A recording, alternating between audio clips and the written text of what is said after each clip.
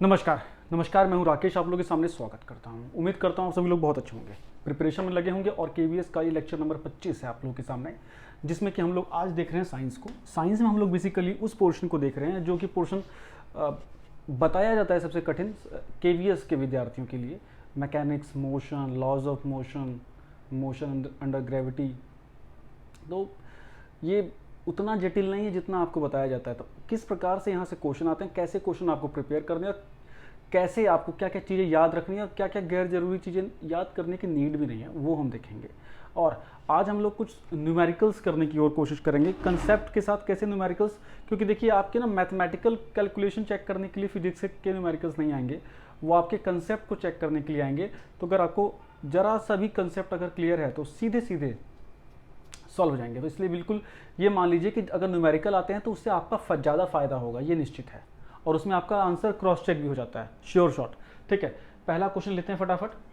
हम लोगों ने जहाँ से चीज़ें छोड़ी थी ना, वहीं से चीज़ें शुरू कर रहे हैं। पिछली क्लास में भी हम लोगों ने काफ़ी कुछ बेसिक डीप कंसेप्ट के ऊपर काम किया था, और वहाँ से वैसे ही कुछ न्यूमेरिकल लेके आ गए हैं। एक क्वेश्चन आ गया काइनेटिक एनर्जी के ऊपर, गतिज ऊर्जा, काइनेटिक एनर्जी। पता है आप लोगों को मोशन में दो प्रकार के की जो ये एनर्जीज होती है, काफ़ी यहाँ से क्वेश्चन निकल के आते हैं। काइनेटिक एनर्जी, पोटेंशियल एनर्जी, इनके ऊपर क्वेश्चन आते हैं। एक सिचुएशन दे रखी है कि दो बॉडीज हैं जिसका सेम मास है। सेम मास मतलब द्रव्यमान। दो बॉडी जिनका सेम एक ही जैसा द्रव्यमान है और उनकी जो काइनेटिक एनर्जी है वो 4:9 है। ठीक है, तो बोल रहे हैं वेलोसिटी का फिर अनुपात क्या होगा। सीधे सीधे आपको पता होना चाहिए काइनेटिक एनर्जी मतलब जिसको बोलते हैं गतिज ऊर्जा, इसका फार्मूला क्या होता है, half M V square. M मतलब द्रव्यमान मतलब मास, वी मतलब वेलोसिटी मतलब वेग। इनका जो ये समीकरण होता है, ये किसी भी बॉडी में मिलने वाली काइनेटिक एनर्जी को बताता है। काइनेटिक एनर्जी उसमें मिलती है जिस भी बॉडी में मोशन होता है, गति होती है, उसमें जो एनर्जी होती है उसे काइनेटिक एनर्जी बोलते हैं। अब ये क्या इन्होंने बोला हुआ कि दो बॉडीज हैं, ये K1 हो गया, Ke1 हो गया और ये 2 हो गया। इन दोनों का मास सेम है तो दोनों को मैं m रख रहा हूँ, और इसका वेलोसिटी मान लीजिए इसका वेग v1 कर देता हूँ और इसका वेग v2 कर देता हूँ। और इसका रेशो इन्होंने दिया हुआ है 4/9। तो बोलने कि v1 और v2 का रेशो क्या होगा, वेलोसिटी का वेग क्या होगा, काइनेटिक एनर्जी का रेशो जब ये दिया हुआ है तो सिंपल है, हाफ से हाफ ही कट गया, m से m भी कट जाएगा बिकॉज इक्वल है। तो हमारे आगे क्या आ गया, v1 का स्क्वायर अपॉन में v2 का स्क्वायर इक्वल टू 4/9। अब ये अंडर रूट में ले लेंगे क्योंकि हमें ये स्क्वायर नहीं, हमें सिर्फ v1 और v2 की वैल्यू चाहिए। तो ये हो जाएगा v1 upon v2 equal to under root में 4/9। और जब अंडर रूट आप हटाएंगे तो ये हो जाएगा 2 और ये हो जाएगा 3। तो हमारा वेलोसिटी का रेशो क्या आ गया, 2:3। ऑप्शन में क्या रहेगा, 2:3, 3:2, 1:4 या 4:9। इस टाइप से क्वेश्चन करके दे देंगे। अब बहुत ही बेसिक, अगर आपको सिर्फ ये फॉर्मूला आता था तो हार्डली 10 से 12 सेकेंड में आप इस क्वेश्चन को कर लेंगे। अगर ये फॉर्मूला नहीं आता होगा तो फिर आप कुछ भी लगा लीजिए, चीज़ें आपसे हल नहीं होंगी। बहुत ही बेसिक, लेकिन ये क्वेश्चन कम से कम 4 से 5 बार परीक्षाओं में पूछा जा चुका है। नेक्स्ट क्वेश्चन, एक क्वेश्चन और है। 3 अलग अलग व्हीकल हैं, कार है, बस है और मोटरसाइकिल है। ठीक है, और बोला गया कि तीनों एक ही काइनेटिक एनर्जी, एक ही गतिज ऊर्जा के साथ चल रही हैं। अब 3 अलग अलग व्हीकल हैं, मतलब इन सबके मास अलग अलग होंगे, इन सबके द्रव्यमान अलग होंगे। कार का द्रव्यमान बस का द्रव्यमान से अलग होता है, बस का द्रव्यमान मोटरसाइकिल के द्रव्यमान से अलग होता है। ठीक है, और इनकी लेकिन काइनेटिक एनर्जी जो गतिज ऊर्जा है वो सबकी एक है, मतलब वेलोसिटी उसी हिसाब से एडजस्ट हो रखी है। सीधी सीधी बात है ना। अगर कॉमन सेंस लगा के सोचें तो एक 100 किलो का आदमी के ऊपर मतलब एक 100 केजी की कोई बॉल है, एक 10 केजी की बॉल है, एक 60 केजी की बॉल है, उनमें वेलोसिटी इस हिसाब से है कि उनकी काइनेटिक एनर्जी इक्वल है। अब इस हिसाब से सोचिए, कुछ इस तरह का कंसेप्ट है। अभी क्या बोल रहे हैं कि सेम काइनेटिक एनर्जी के साथ ये तीनों बॉडीज घूम रही हैं, चल रही हैं, और अचानक इनके ऊपर ब्रेक अप्लाई होता है। ठीक है, इनके ऊपर क्या ब्रेक अप्लाई होता है, ये x डिस्टेंस पे जाके रुकती है अप्लाई करने के बाद ब्रेक, ये y डिस्टेंस के पास जाके रुकती है, ये z डिस्टेंस के पास जाके रुकती है। ये सारी क्या है, दूरियां हैं। हमें नहीं पता कौन कितनी दूरी पे जा रहा था। ठीक है, अब देखिए तीनों एक ही जैसी गतिज ऊर्जा के साथ ट्रेवल कर रही थी, और जब उस पर ब्रेक लगाया गया तो तो ये x जो कार थी वो x डिस्टेंस पे जाके रुकी, जो बस थी वो y डिस्टेंस पे जाके रुकी, और जो मोटरसाइकिल थी वो z डिस्टेंस पे जाके रुकी। तो इसमें से किसका डिस्टेंस ज़्यादा था, किसका डिस्टेंस कम था, ये बताना है आपको। तो इस क्वेश्चन में सोचिए आप क्या सोचेंगे। जब काइनेटिक एनर्जी सेम है तो डी एक्सेलरेशन जब हम लोगों ने किया तो सेम डिस्टेंस ही कवर करेंगे वो रुकने से पहले, सेम डिस्टेंस ही। अगर मास या वेलोसिटी कुछ भी अलग होती और काइनेटिक एनर्जी इक्वल नहीं होती तो सेम डिस्टेंस ये नहीं होता। जब काइनेटिक एनर्जी में ये इक्वल देख लिया आप लोगों ने तो बात यही आपका आंसर खत्म हो जाएगा। ठीक है, मास वास फिर इररिलेवेंट हो जाते हैं, बिकॉज वहाँ वेलोसिटी ने न्यूट्रलाइज कर लिया उसको उस हिसाब से। Equal kinetic energy equal distances, that's all, खत्म बात, सिंपल। ठीक है, बहुत स्ट्रेट क्वेश्चन था। नेक्स्ट क्वेश्चन, एक क्वेश्चन आता है एस्केप वेलोसिटी के ऊपर हमेशा। एस्केप वेलोसिटी, एस्केप का मतलब क्या होता है? भाग जाओ, ऐसा कुछ हो जाके निकल जाओ यहाँ से, है ना। ये कौन सा, इसको हिंदी में क्या बोलते हैं एस्केप को, तो मुझे ध्यान नहीं आ रहा। एस्केप वेलोसिटी वो वेलोसिटी होती है मतलब कि जिस वेग के साथ किसी भी बॉडी को अगर हम ऊपर की ओर फेंकते हैं, है ना, ऊपर की ओर फेंकते हैं, है ना, आगे की ओर, ऊपर की ओर, तो वो हमारे अर्थ के एटमॉस्फेयर को क्रॉस करके अंतरिक्ष में चला जाएगा, मतलब हमारे अर्थ की सराउंडिंग से बाहर चला जाएगा। और इस वेलोसिटी को बोला जाता है एस्केप वेलोसिटी। मतलब वो वेलोसिटी जिस पे या उससे ऊपर की स्पीड में, उस पे ऊपर की वेलोसिटी पर अगर हम चीज़ों को फेंकते हैं तो वो वापस नहीं आती हैं, वो अर्थ के एटमॉस्फेयर को क्रॉस कर देती हैं। इसका मतलब पहले बता दें वैल्यू होती कितनी बेटा, 11.2 किलोमीटर पर सेकेंड। इससे ज़्यादा या इसके इक्वल या इससे तेज़ गति की स्पीड से अगर आप कोई चीज़ बाहर पुश कर देते हैं तेज़ी से, है ना, कंटिन्यू, तो वो पार हो जाएगी अर्थ के एटमॉस्फेयर से। ये क्यों होता है?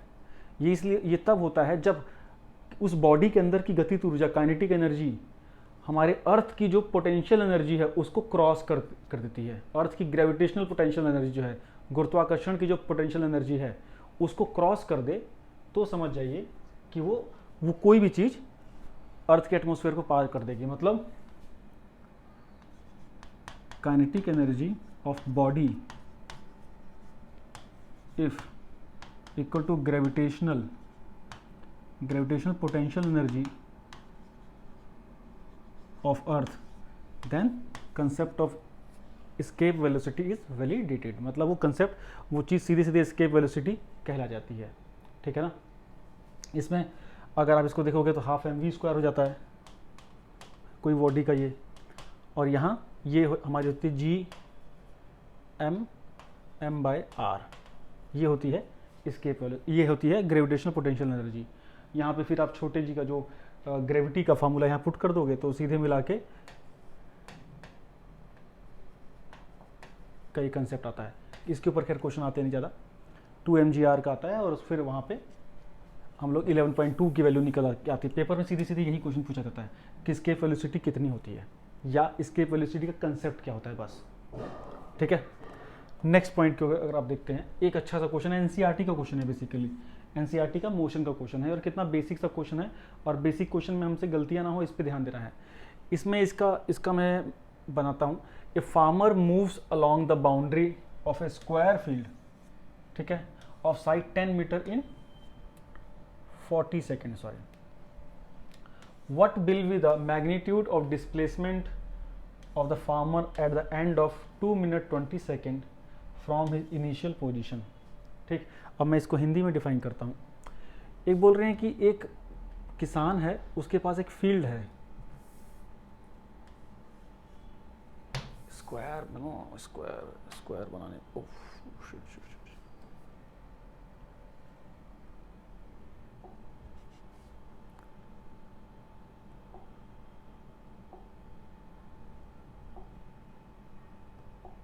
कुछ कोशिशें करें, देखें क्या कुछ बनेगा आज।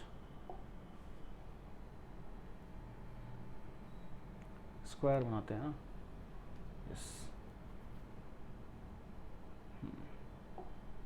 चलो छोड़ो।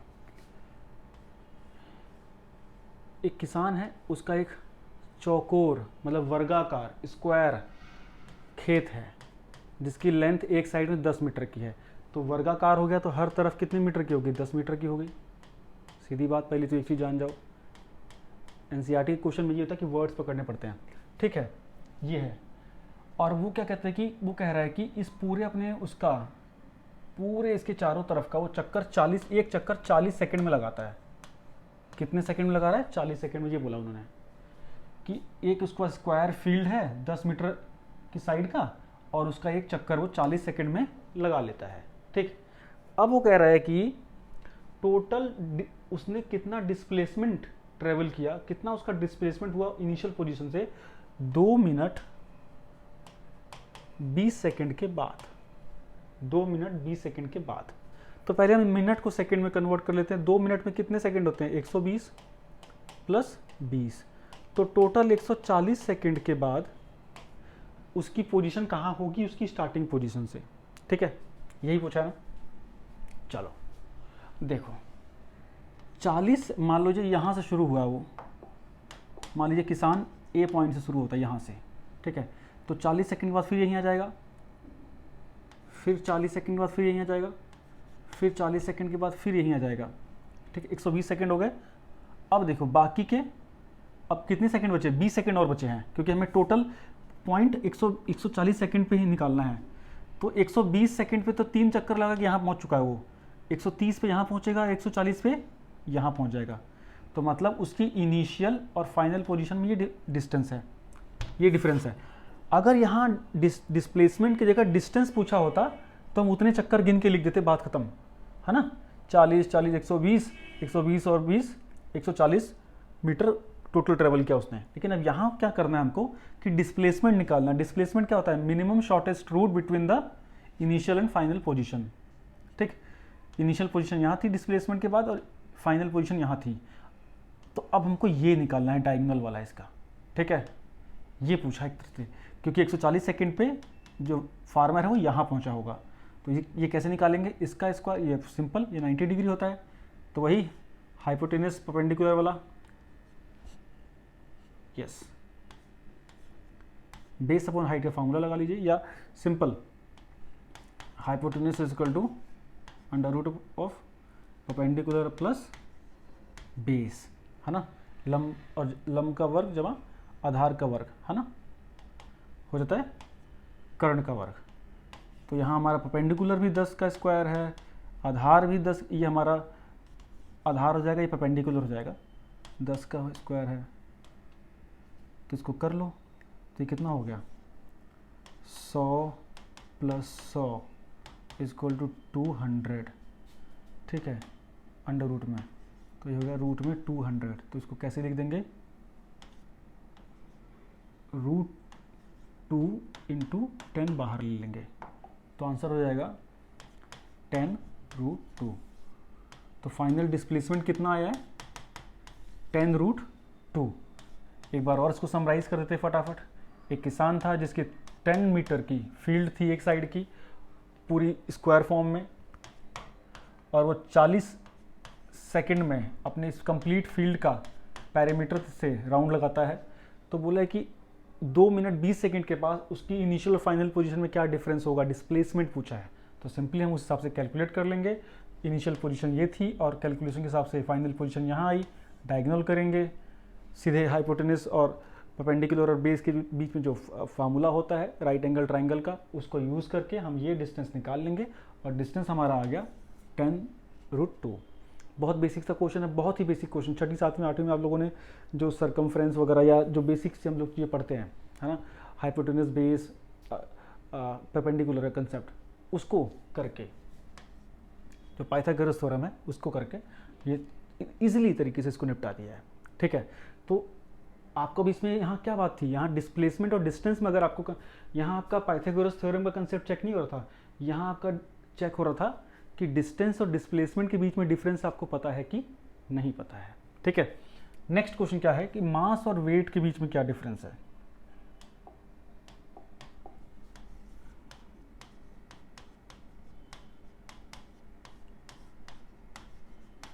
पहले तो ये देखो, मास मतलब द्रव्यमान, वेट मतलब भार।